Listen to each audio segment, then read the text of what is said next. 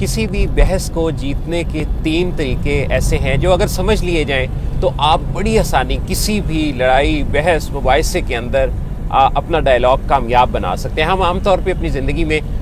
لوگوں سے کئی دفعہ ایسی سچویشنز فیس کرتے ہیں جس میں کوئی ہم سے الجھ پڑتا ہے، ہم سے بحث کرنے لگتا ہے، ہم سے لڑنے لگتا ہے۔ اچھا، لڑائی اس وقت تک نہیں ہو سکتی جب تک دونوں پارٹیاں نہ چاہیں۔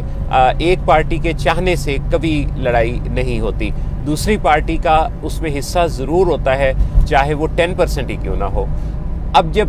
دوسرے نے یہ ٹھان لیا ہے کہ وہ آپ سے لڑنا چاہتا ہے، وہ کوئی بحث مباحثہ کرنا چاہتا ہے، بعض اوقات لوگ آپ سے اس وجہ سے کوئی بحث و تکرار شروع کر دیتے ہیں کہ وہ آپ سے کوئی ایسی بات سننا چاہتے ہیں جس کے نتیجہ میں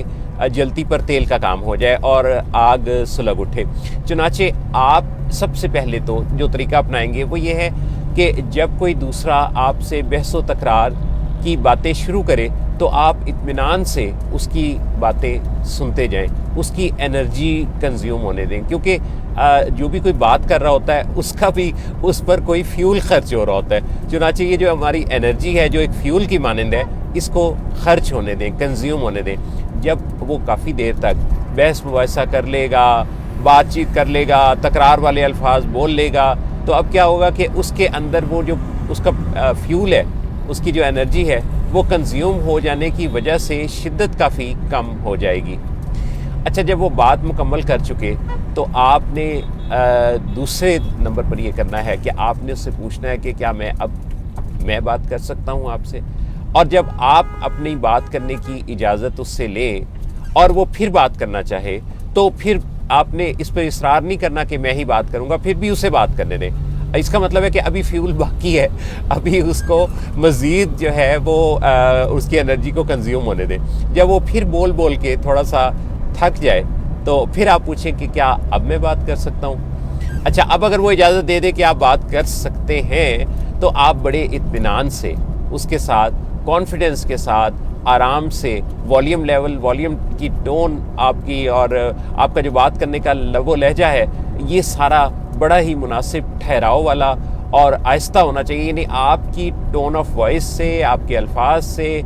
آپ کے لب و لہجے سے یہ نہیں لگنا چاہیے کہ آپ بھی اسی کی طرح اسی موڈ میں ہیں اور اسی انداز سے بحث کا جواب دینا چاہتے ہیں۔ آپ کا انداز بالکل ٹھنڈا ٹھار ہونا چاہیے اور بڑے آرام سے، سوچے سمجھے ہوئے پلاننگ کے تحت، سوچے سمجھے ہوئے انداز سے آپ اس کی باتوں کا جواب دے رہے ہوں۔ جب آپ کا کانفیڈنس بھی ہوگا اور آپ کے الفاظ، لب و لہجہ بھی مناسب ہوں گے تو اس سے جلتی پر تیل نہیں پڑے گا۔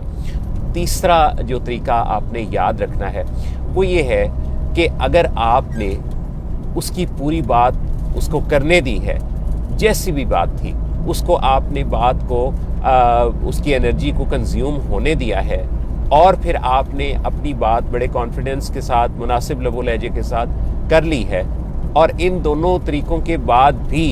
وہ اس بات پہ ڈٹا ہوا ہے کہ اس نے اپنے موقف میں کوئی لچک نہیں دکھانی، کوئی فلیکسیبلٹی پیدا نہیں کرنی، بلکہ وہ اسی بحث و تکرار کے موڈ میں ہے، تو اب کیا کرنا ہے؟ اب اس کے ساتھ ڈائلاگ کو اس سمت پہ لے آنا ہے کہ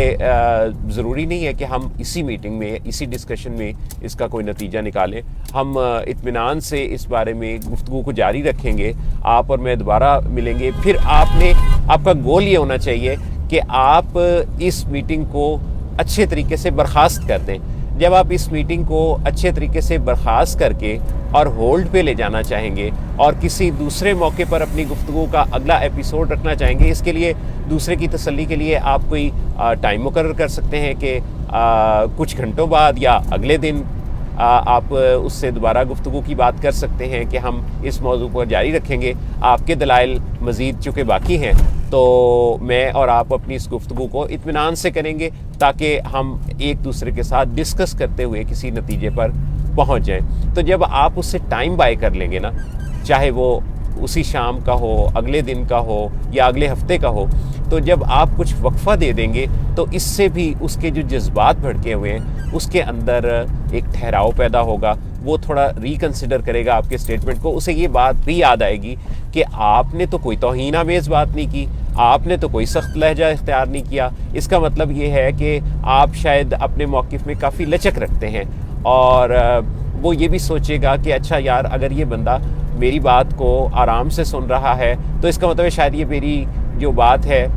اگر یہ ماننے کے موڈ میں ہے تو اس سے پھر اطمینان سے بات کی جائے۔ جب آپ دوسرے کو اطمینان والے فیز میں لے آئیں گے نا، اور یہ امید پیدا ہو جائے گی اس کو کہ شاید اس کی بات مانی جائے گی، تو یہاں سے ڈائلاگ میں خوبصورتی پیدا ہوگی، اور وہ آپ کے ساتھ اگلی دفعہ جب بات کرے گا تو پہلے سوچ کر آیا ہوگا، سمجھ کر آیا ہوگا، اور پھر جب آپ دونوں بیٹھیں گے تو اب کے یہ پہلے والا ماحول نہیں ہوگا، اب کے ماحول مختلف ہوگا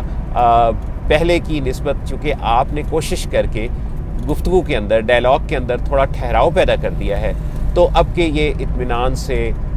بات ہونے کا امکان موجود ہے۔ اچھا، اب ایک سوال پیدا ہوتا ہے کہ اگر یہ دوسری میٹنگ پر بھی، کیونکہ بندہ وہی ہے،